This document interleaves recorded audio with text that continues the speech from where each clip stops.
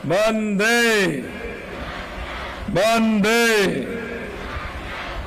आज स्वतंत्रता दिवस के इस पावन अवसर पर मैं मर्दरा की इस वीर भूमि बीकानेर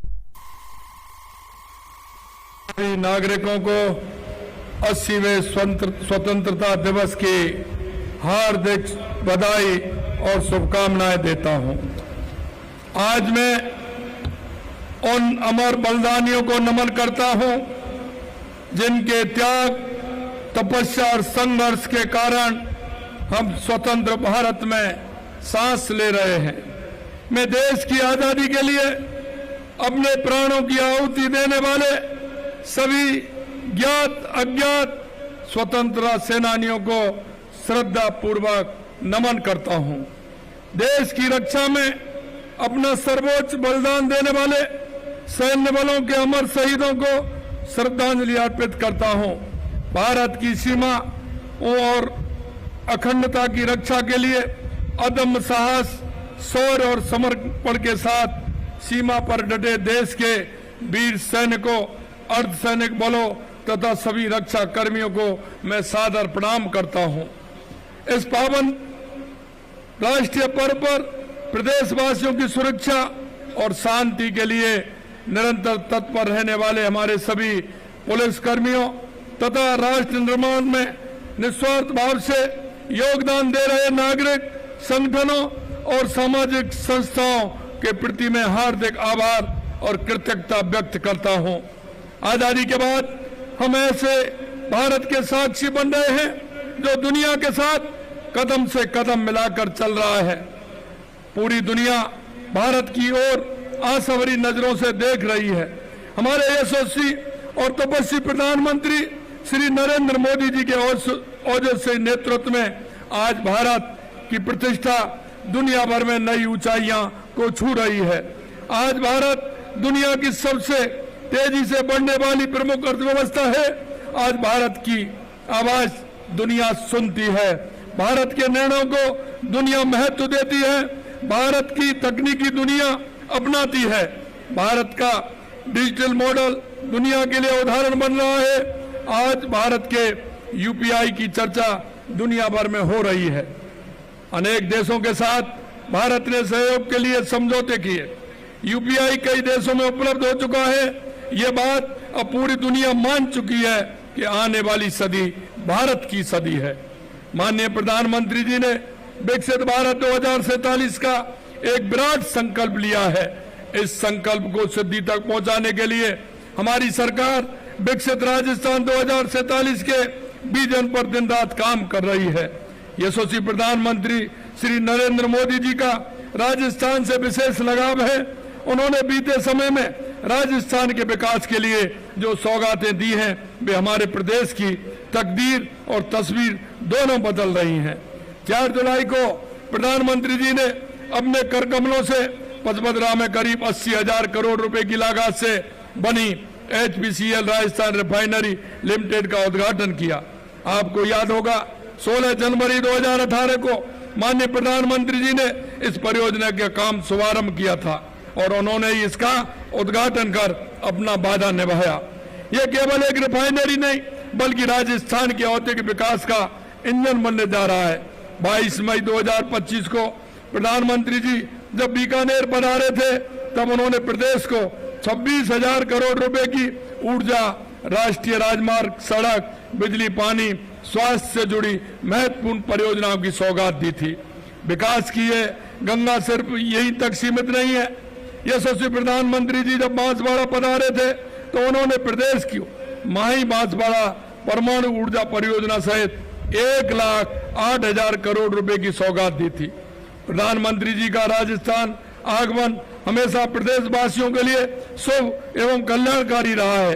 राजस्थान के लिए पानी केवल एक संसाधन नहीं, हमारे जीवन का आधार है, हमारी अर्थव्यवस्था का आधार है और हमारे भविष्य का आधार है। इसलिए हमारी सरकार ने जल सुरक्षा को सर्वोच्च प्राथमिकता में रखा। माननीय प्रधानमंत्री जी के संबल और आशीर्वाद से जल के क्षेत्र में हमारी डबल इंजन की सरकार ऐतिहासिक काम कर रही है। दशकों से लंबित राम जल सेतु लिंक परियोजना को मूर्त रूप दिया जा रहा है। 91,000 करोड़ रुपए की इस परियोजना से 17 जिलों के 3.25 करोड़ लोगों को पानी मिलेगा, अर्थात प्रदेश की लगभग 40% आबादी को पेयजल उपलब्ध होगा। 4,83,000 हेक्टेयर क्षेत्र में सिंचाई सुविधा विकसित होगी। इस महत्वाकांक्षी परियोजना को गति देते हुए 26,000 करोड़ रुपए के कार्यादेश जारी किए जा चुके हैं। वहीं यमुना में MOA संपन्न हो चुका है और शेखावाटी तक पानी का पहुंचने का मार्ग प्रशस्त हुआ है। इस पर परियोजना के तहत 577 MCM यमुना जल लगभग 295 किलोमीटर लंबी पाइपलाइन के माध्यम से राजस्थान लाया जाएगा। लगभग 34,000 करोड़ रुपए की इस परियोजना से सीकर, झुंझुनू, चूरू सहित लगभग 75 लाख लोगों को स्थायी पेयजल सुरक्षा मिलेगी। देवास के तृतीय और चतुर्थ फेज परवन बहुउद्देशीय परियोजना इंदिरा गांधी नहर परियोजना के माध्यम से भी प्रदेश में पेयजल, सिंचाई और जल भंडारण क्षमता का लगातार विस्तार हो रहा है। साथियों, वंदे गंगा जल संरक्षण जन अभियान के माध्यम से जल स्रोतों की सफाई, पौधारोपण, कैच द रेन जल संचय, जन भागीदारी से वर्षा जल संचय, कर्म भूमि से मातृभूमि अभियान से प्रवासी राजस्थानियों को जोड़कर संरचनाओं का पुनर्निर्माण हो रहा है। अमृत सरोवर के निर्माण, जल स्रोतों के पूजन जैसे कार्यक्रम को जन आंदोलन का रूप दिया जा रहा है, जिससे राजस्थान में पानी की वर्ष भर उपलब्धता सुनिश्चित रहेगी। हमारी सरकार ने प्रदेश के विद्युत तंत्र को मजबूत कर एक ऐतिहासिक काम किया है। हमारी सरकार ने विद्युत उत्पादन क्षमता में 12,000 मेगावाट से अधिक की बढ़ोतरी की है। हमारी कुल क्षमता 34,000 मेगावाट से भी अधिक हो गई है। इसलिए अब हम बिजली खरीदने की जगह बिजली बेचने वाले राज्य की श्रेणी में आ गए हैं। राजस्थान सौर ऊर्जा क्षमता में प्रथम एवं अक्षय ऊर्जा क्षमता में देश में दूसरे स्थान पर है। राजस्थान कुसुम कंपोनेंट A और C में देश में प्रथम स्थान पर है।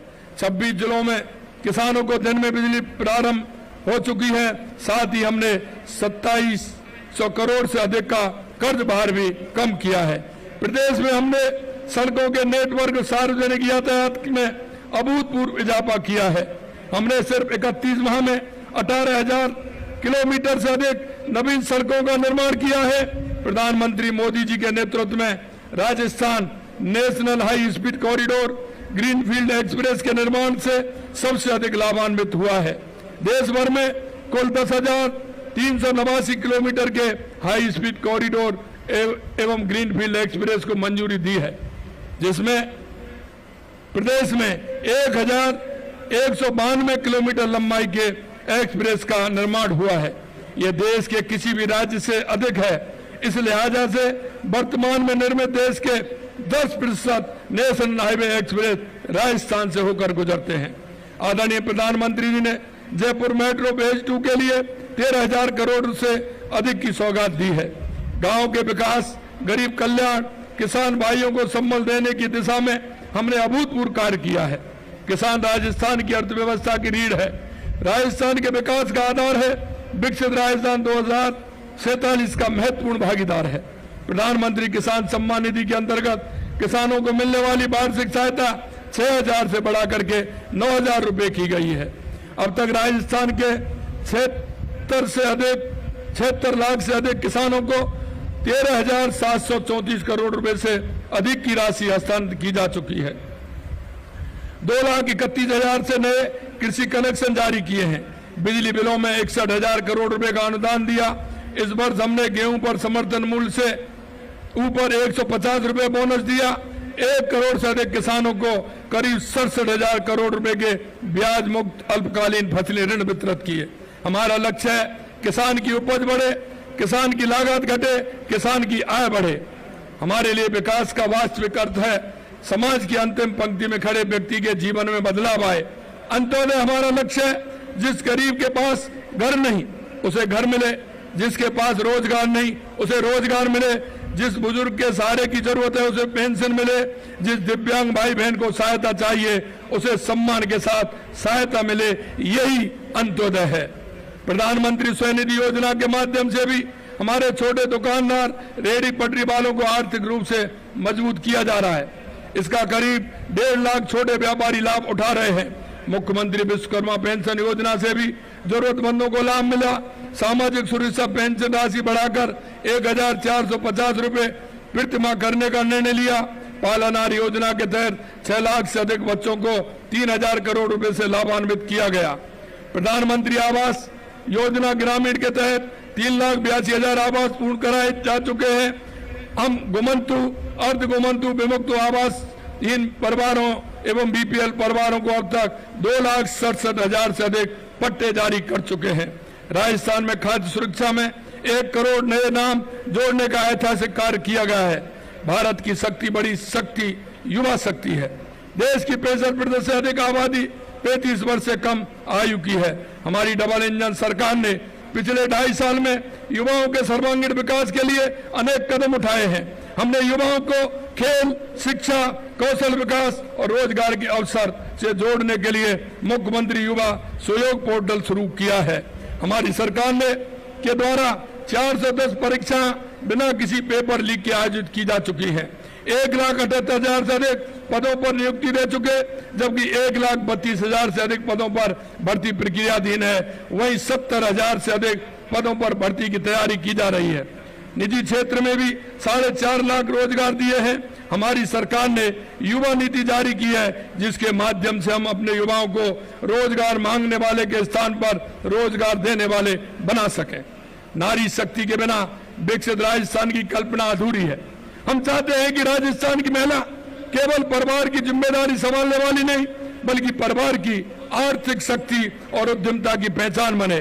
हमारी सरकार ने लाड़ो प्रोत्साहन योजना में 7 किस्तों में 1.5 लाख रुपए की प्रोत्साहन राशि का प्रावधान किया है। कालीबाई भील महिला संबल शिक्षा योजना के तहत 1 लाख से अधिक महिलाएं बालिकाएं निःशुल्क माध्यमिक और उच्च माध्यमिक शिक्षा प्राप्त कर रही हैं।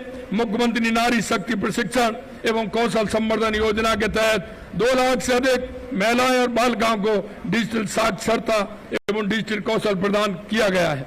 मुख्यमंत्री नारी शक्ति उद्यम प्रोत्साहन योजना के तहत महिला एवं स्वयं सहायता समूह को दिए जाने वाले ऋण की सीमा 50 लाख रुपए से बढ़ा करके 1 करोड़ रुपए की गई है। लखपति दीदी योजना के माध्यम से करीब 25 लाख महिलाओं को प्रशिक्षण दिया गया एवं 19 लाख महिलाएं लखपति दीदी बन चुकी हैं। आंगनबाड़ी कार्यकर्ता, सहायिका, साधनों आदि मानदेय कार्मिकों को दे मानदेय में 3 साल से लगातार 10% वृद्धि की गई है। प्रधानमंत्री मातृवंदन योजना में देय राशि 5,000 रुपए से बढ़ा करके 6,500 रुपए की गई। दिव्यांग गर्भवती महिलाओं के लिए राशि बढ़ाकर 10,000 रुपए की गई। माँ बाउचर में सोनोग्राफी के लिए 4,82,000 कूपन जारी किए गए हैं। हमारा लक्ष्य है हमारी बेटियां पढ़े, बहनें आगे बढ़े और विकसित राजस्थान बनाने के संकल्प में कंधे से कंधा मिलाकर चलें। सुशासन सरकार का असली मूल्यांकन है।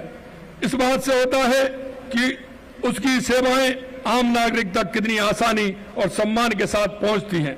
हमारा प्रयास है कि विभिन्न सरकारी सेवाएं एक ही स्थान पर समयबद्ध तरीके से उपलब्ध हो।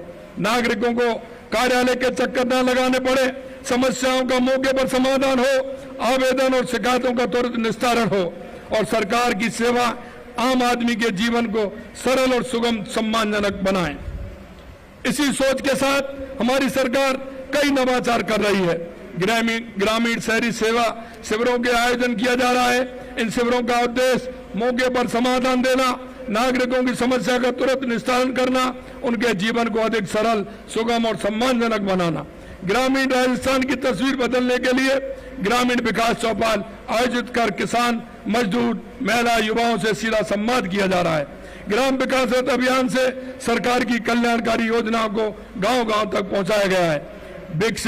मुख्यमंत्री विकसित ग्राम विकसित वार्ड अभियान से हम गांवों और बाड़ों के विकास के लिए वर्ष 2047 तक की योजना बना रहे हैं।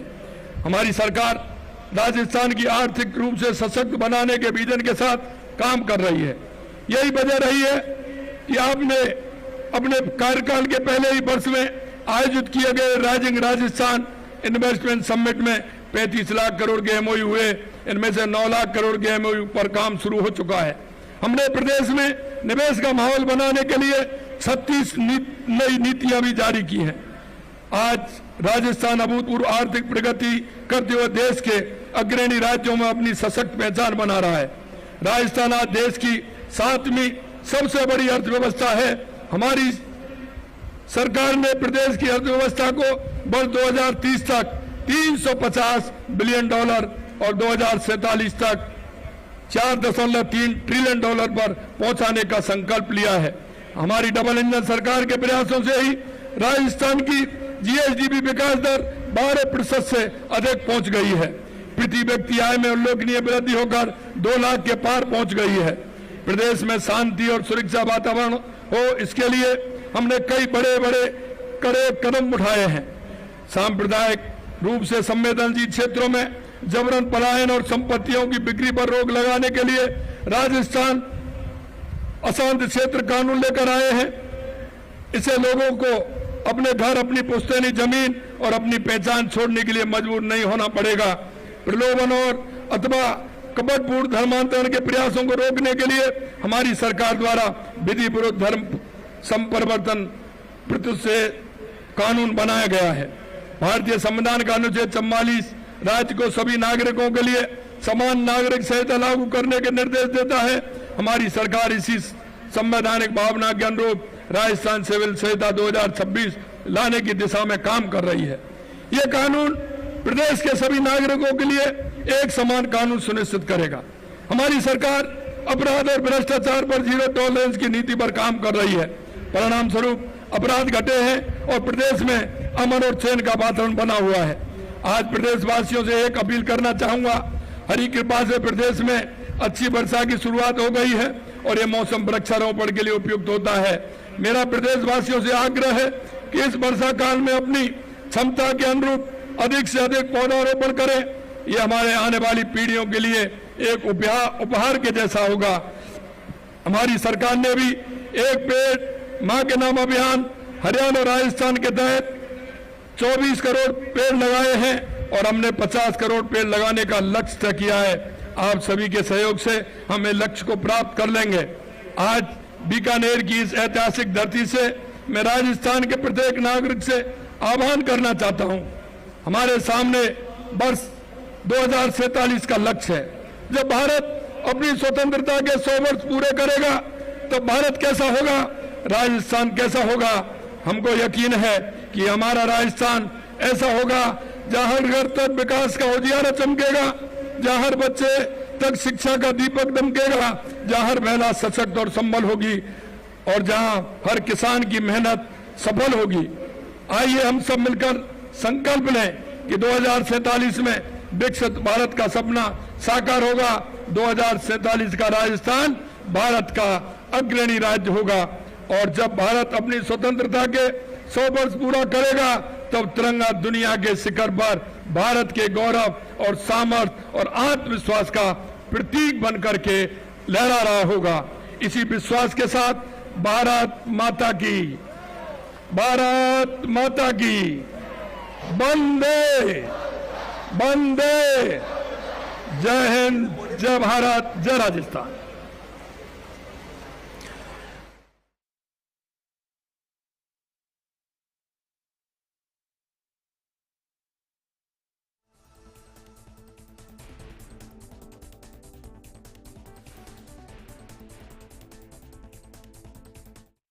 बीकानेर में राज्य स्तरीय समारोह। आज स्वतंत्रता दिवस के मौके पर मुख्यमंत्री भजनलाल शर्मा को आप सुन रहे थे। राज्य स्तरीय स्वतंत्रता दिवस समारोह में मुख्यमंत्री ने पहले ध्वजारोहण किया और आज याद किया उन शूरवीरों को जिनके बलबूते हमें आज़ादी मिली है। मुख्यमंत्री भजनलाल शर्मा ने जिक्र भी किया कि कैसे उस भावनाओं को हमें संजोकर रखना है। युवा पीढ़ी और युवा शक्ति को लेकर इस बार की थीम है और ऐसे में उम्मीद युवा पीढ़ी से ये की जा रही है कि जो देश के लिए मर मिटे थे उस भावना को अपने साथ लेकर विकसित भारत में योगदान युवा पीढ़ी को भविष्य में देना होगा और ऐसे में उम्मीद भी उनसे की जा रही है। आज स्वतंत्रता दिवस के मौके पर अलग अलग कार्यक्रम देश भर में हो रहे हैं, जहां लाल किले पर देश के प्रधानमंत्री ने ध्वजारोहण किया। वहीं राजस्थान में इस बार राज्य स्तरीय समारोह बीकानेर में आयोजित किया गया। मुख्यमंत्री भजनलाल शर्मा इसमें पहुंचे, CSB श्रीनिवास, DGP राजीव शर्मा भी मौजूद,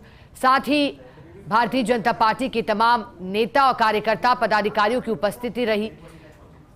किसान आयोग अध्यक्ष CR चौधरी सहित कई स्थानीय नेता भी इसमें मौजूद रहे।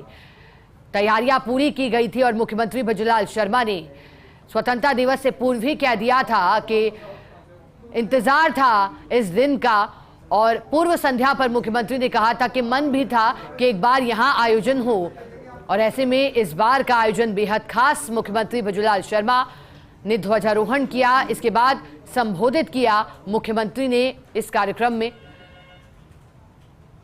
आज जश्न आजादी और सांस्कृतिक कार्यक्रम देश भर में हो रहे हैं, जहां स्कूल, कार्यालयों, कॉलेजों में सांस्कृतिक कार्यक्रम हो रहे हैं, वहीं कार्यालयों और मुख्यालयों पर ध्वजारोहण के कार्यक्रम भी हो रहे हैं।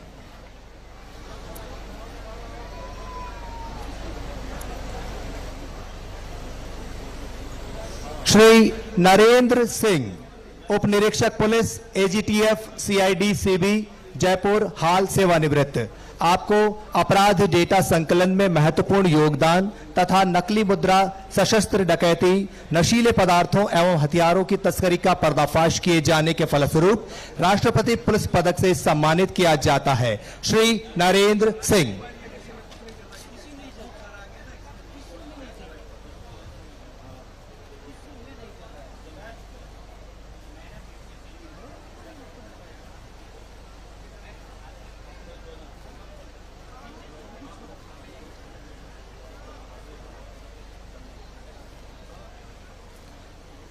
श्री मनीष अग्रवाल, उप महानिरीक्षक पुलिस, आर्म्ड बटालियंस, राजस्थान, हाल उप महानिरीक्षक पुलिस इंटेलिजेंस, राजस्थान, जयपुर। आप द्वारा राजस्थान पुलिस अकादमी में प्रशिक्षण गुणवत्ता में सुधार किए जाने से अकादमी को देश में सर्वश्रेष्ठ अकादमी चुना गया। आपको डकैती और हत्या जैसे संगीन अपराधों का सफल खुलासा किए जाने के फलस्वरूप पुलिस पदक से सम्मानित किया जाता है। श्री मनीष अग्रवाल।